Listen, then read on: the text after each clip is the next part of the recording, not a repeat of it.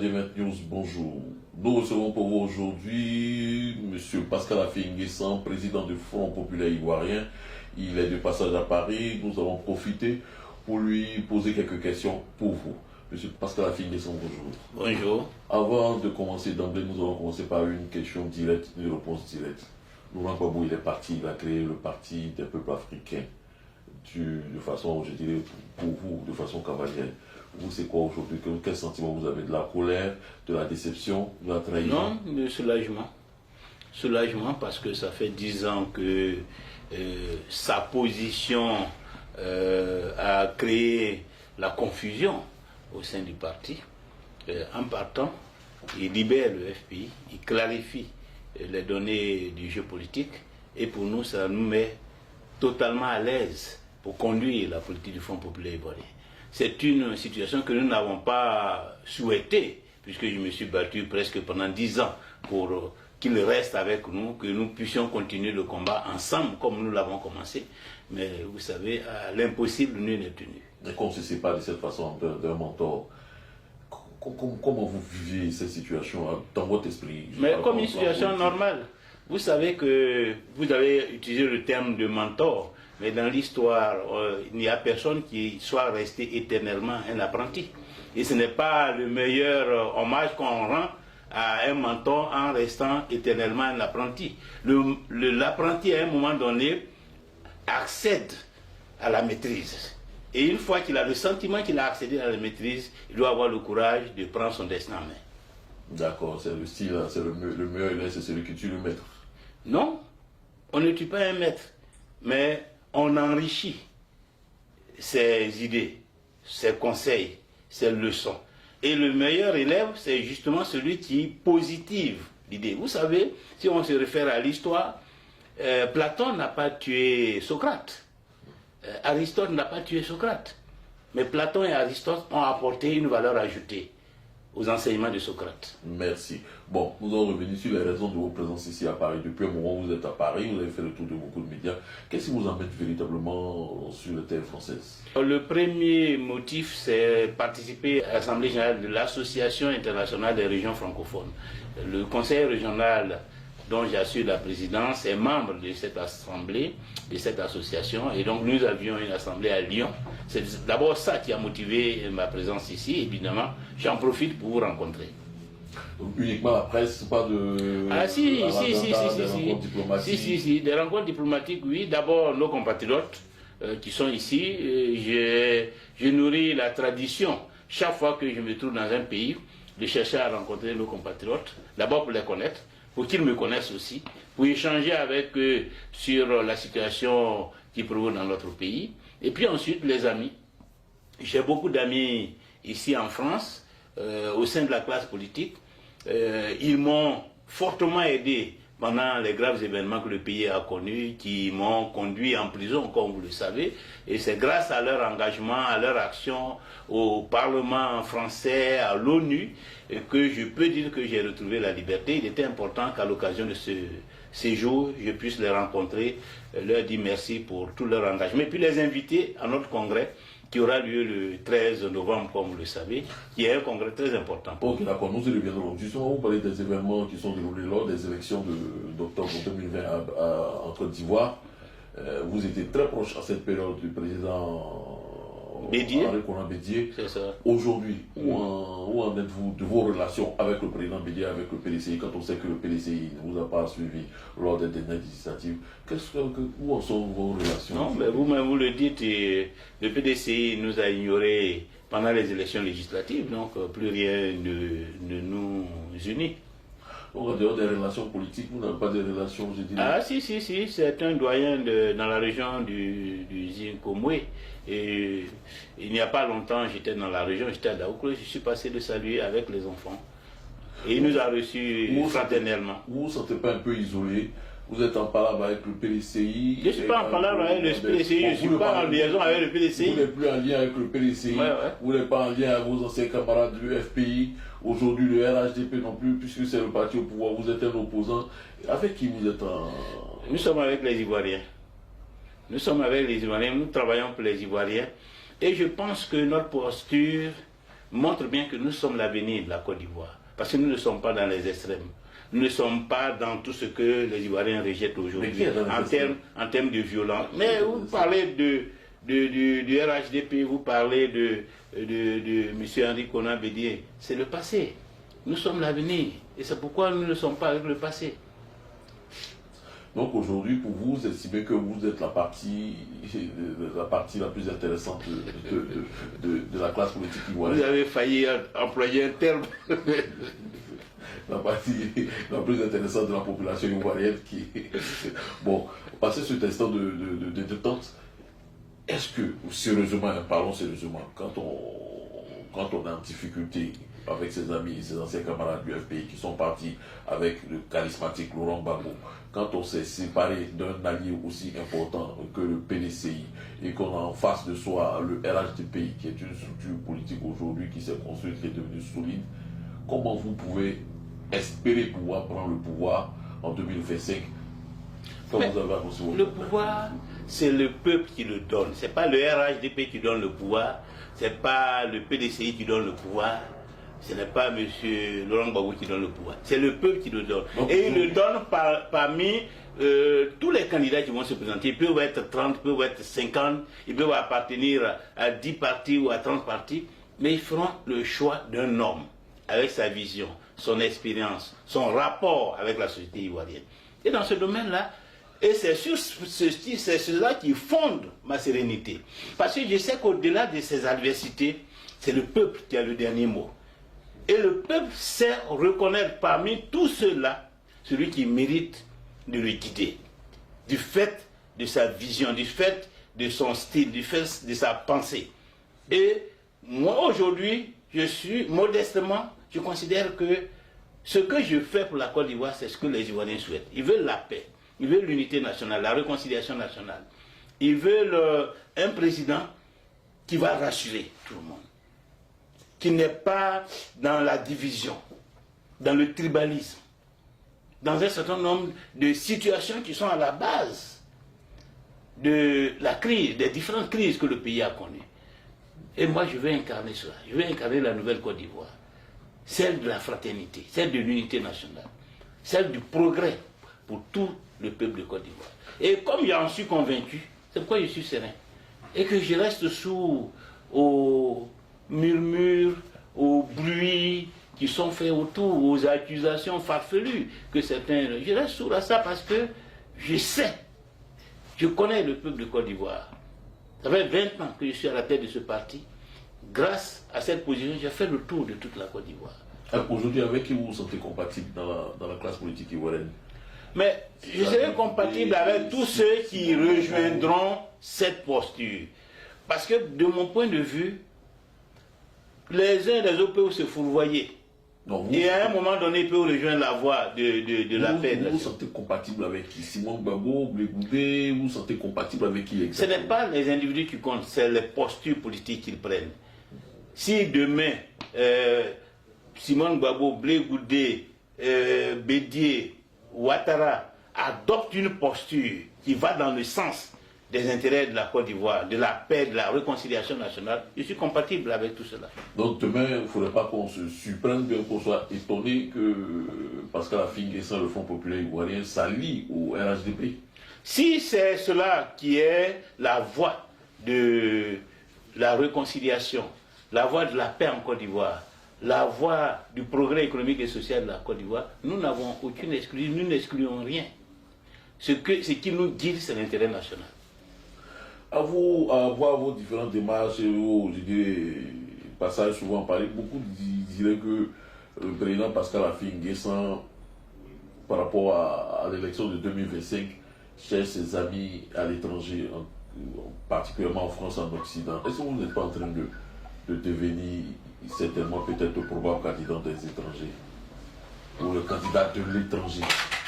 Mais je suis le candidat de la Côte d'Ivoire, mais la Côte d'Ivoire est dans le monde. Et c'est ce que certains oublient. Certains croient que la Côte d'Ivoire est un pays perdu dans la nature. La Côte d'Ivoire est dans le monde. La Côte d'Ivoire a des relations diplomatiques, économiques et sociales avec tous les pays du monde, en particulier avec la France. Et donc, il ne faut pas ignorer cette réalité.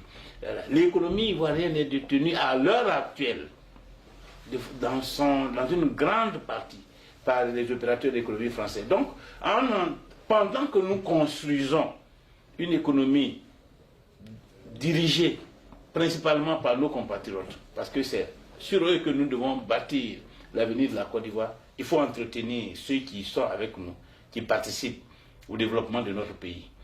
Il ne faut pas leur tourner le dos. Et ça, ce n'est pas valable uniquement pour la France, c'est valable pour tous les pays. C'est valable pour le Maroc, qui aujourd'hui est un acteur important dans l'économie ivoirienne. C'est valable pour la Chine, c'est valable pour la Turquie.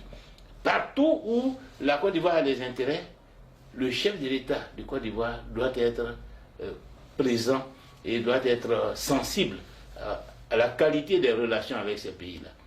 Voilà. Parce que nous devons tirer toutes les opportunités, profiter de toutes les opportunités qui s'offrent à nous. Vous avez déjà annoncé votre candidature pour 2027. Est-ce que ce n'est pas un peu précipité quand on sait qu'on est encore à 5-4 ans de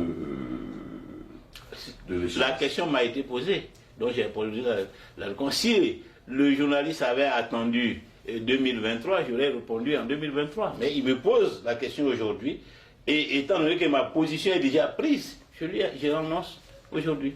Je n'ai pas besoin de tricher avec cette question. Je n'ai pas de complexe à avoir.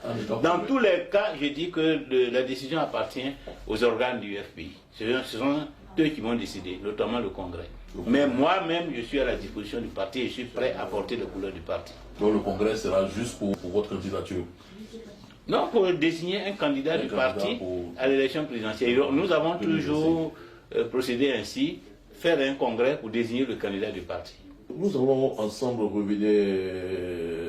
nous avons abordé la question des relations avec le Bédié et le PDCI qui sont gâchés. Le RHDP vous dit, nous n'avons aucun complexe demain d'avoir des alliés avec le RHDP. Donc aujourd'hui, vous êtes ouvert à tout type d'alliance aujourd'hui en Côte d'Ivoire pour la conquête du pouvoir. Pourvu que cela contribue à faire avancer la Côte d'Ivoire. Ça, c'est ça qui est fondamental. Il ne faut pas ignorer cette dimension de notre opposition.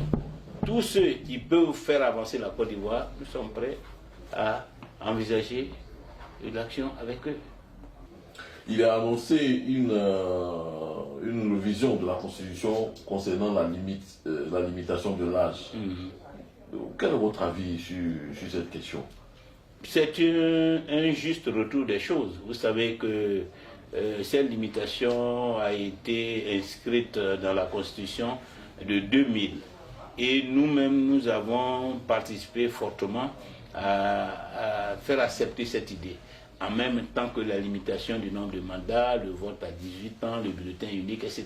Un certain nombre de formules de modernisation de la vie politique nationale. C'est le président Ouattara qui, en 2016, a fait sauter ces dispositions. S'il se ravise et qu'il décide de le ramener, ou si des parlementaires décident de réinscrire ces dispositions, cela va dans le sens de ce que nous avons dit et nous soutiendrons fortement cette initiative constitutionnelle. Donc vous jugez que ce n'est pas ringard?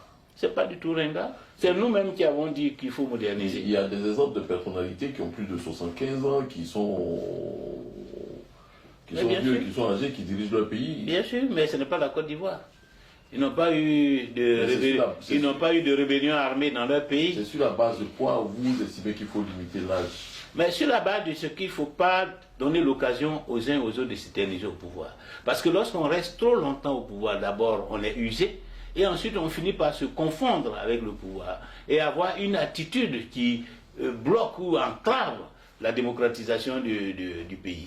Donc il faut que la classe politique s'habitue aux alternances. Voilà. Et que progressivement nous arrivions même à en faire une culture. À savoir qu'aucun chef d'État ne peut faire plus de 10 ans à la tête du pays. Mais est-ce que cette limitation d'âge-là aujourd'hui n'est pas une manœuvre pour le RHDP, le parti au pouvoir, d'essayer d'éliminer ou d'éliminer Laurent Gbagbo et le président Henri Konan Bédié? Voilà, pour la présidentielle de 2025, est-ce que c'est pas une manœuvre? C'est pour exclure de la vie politique tous ceux qui ont plus de 115 ans. S'ils sont concernés, mais ils sont concernés. Voilà. Ce ne sera pas écrit dans la Constitution que M. Henri Konan Bédié et M. Laurent Gbagbo ne sont pas éligibles à la présidence de la République. Cela inscrit dans la Constitution que tous ceux qui ont plus de 75 ans. Donc le principe, c'est que ceux qui ont plus de 75 ans ne soient pas candidats aux élections. Et je crois qu'il y a l'un d'entre eux, d'ailleurs, qui à l'époque avait argumenté qu'au-delà de 75 ans, on n'a plus les facultés physiques, intellectuelles pour diriger un pays. On est fatigué. Laurent Gbagbo, vous le parlez. Je ne sais pas si c'est lui qui l'a dit, mais j'ai cru entendre cette phrase quelque part. Vous êtes arrivé à ce stade où vous n'avez pas, pas la force de prononcer son nom. Mais si, j'ai prononcé son nom tout à l'heure, donc je n'ai aucun complexe à le faire.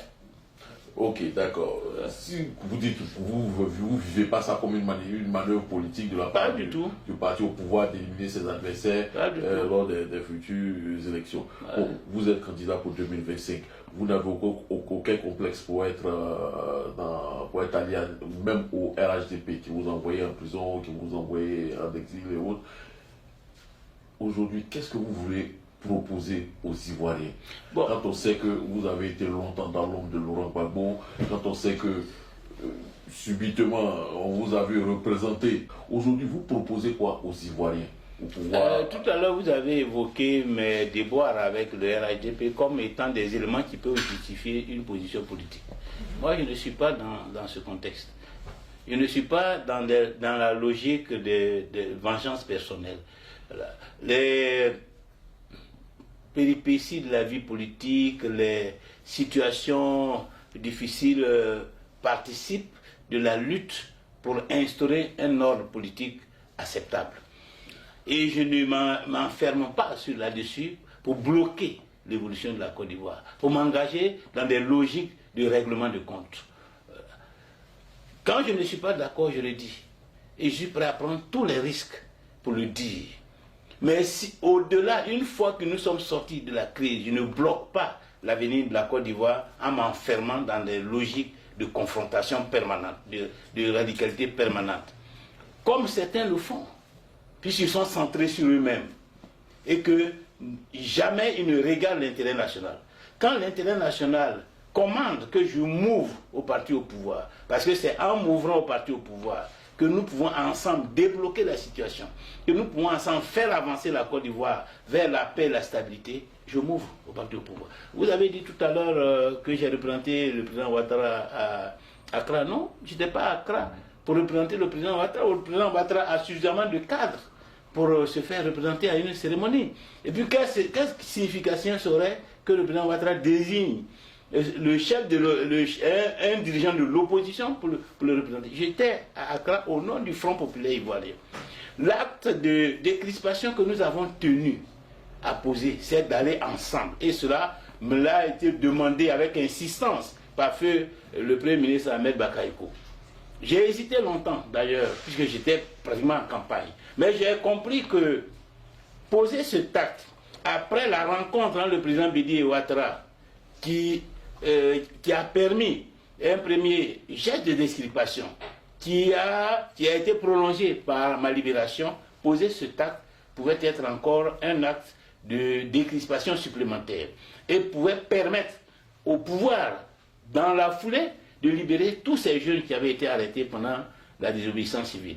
Il ne m'appartenait pas, après être sorti de prison, de fermer la porte, de bloquer le processus en m'enfermant dans une logique de rupture avec le pouvoir. Et c'est pour cela que j'ai posé cet acte.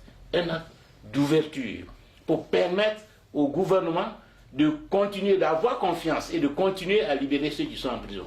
C'est vrai que beaucoup de gens n'ont pas compris cela, parce qu'ils analysent la vie politique toujours par rapport à des situations de ressentiment. Il a été jeté en prison, il a été maltraité, pourquoi il accepte de voyager avec eux?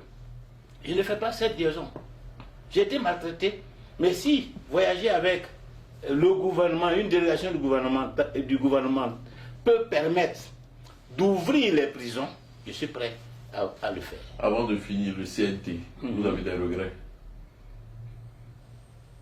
Peut-être par rapport à tous ces dommages, par rapport à tous ces morts, c'était inutile, nous pouvions l'éviter. Et ce n'est pas faute d'avoir essayé d'éviter cela, que tout cela est arrivé. Donc, nous pouvons regretter que le gouvernement n'ait pas accepté la main tendue que nous lui avons adressée. de n'avoir pas accepté de réunir les acteurs politiques autour d'une table pour qu'on trouve une solution à la question du troisième mandat, pour qu'on trouve une solution à la question de la commission électorale indépendante, et qu'il nous ait mis dos au mur pour nous contraindre à cette initiative de la désobéissance civile. C'est regrettable parce que nous connaissons tous le bilan. Et j'espère que chacun d'entre nous a tiré les enseignements. Et que certainement que ce que nous vivons à l'heure actuelle, l'attitude de décrispation, d'ouverture que le gouvernement lui-même adopte, je suppose que cela est lié aux enseignements que le chef de l'État a tirés de cette malheureuse situation que nous avons vécue en fin d'année 2020. Dernière question. Si on vous mettait dans une salle avec le président Alassane Ouattara, le président Laurent Gbagbo, le président Henri Konan-Bédié, que leur direz-vous? Je leur ai déjà parlé à l'occasion d'une cérémonie qui s'est déroulée à Yamoussoukro, où une organisation de la société civile a bien voulu m'honorer en me décernant le titre d'ambassadeur de la paix. Que je les suppliais, j'ai utilisé même ce terme, que je les suppliais de se retirer de la vie politique. Ils ont suffisamment apporté à la Côte d'Ivoire. De laisser une chance à une nouvelle génération de prendre la relève au nom de la paix, au nom de la stabilité de la Côte d'Ivoire. Parce qu'aujourd'hui, leur relation personnelle est faite d'animosité, de ressentiment. Le président Ouattara a de quoi reprocher au président Bédié, parce qu'en son temps, il avait même pris un mandat d'arrêt contre lui. Le président Bédié a des raisons d'en vouloir au président Ouattara, parce qu'il considère qu'il a perdu le pouvoir en 2009 à 99 de la faute de celui-là. Le président Gbagbo sort de 10 ans de prison à la CPI après avoir été injustement écarté du pouvoir avec l'accession au pouvoir du président Ouattara. Donc cet ensemble d'éléments fait que aujourd'hui une compétition politique entre ces trois ne peut pas se passer dans un environnement non marqué par ces faits. Et ne peut pas donc se passer sereinement. Forcément, dès qu'ils vont se retrouver en compétition, tout cela va revenir à la surface. Et cela peut faire basculer le pays dans de nouvelles violences. Or, chacun d'eux a eu l'occasion de gouverner ce pays. Il est temps pour eux, au nom de la paix, de la stabilité de la Côte d'Ivoire, de prendre une retraite méritée. Donc, si j'avais l'occasion de les rencontrer, comme vous le dites, c'est ce message que j'ai délivré à cette occasion que je leur donnerai. Merci, monsieur Pascal Affi-N'Guessan, d'avoir accepté de répondre à nos différentes questions. Chers téléspectateurs de 20 News TV, j'espère que vous avez beaucoup de plaisir à suivre cette interview. Retrouvez-nous sur nos prochains programmes. Au revoir.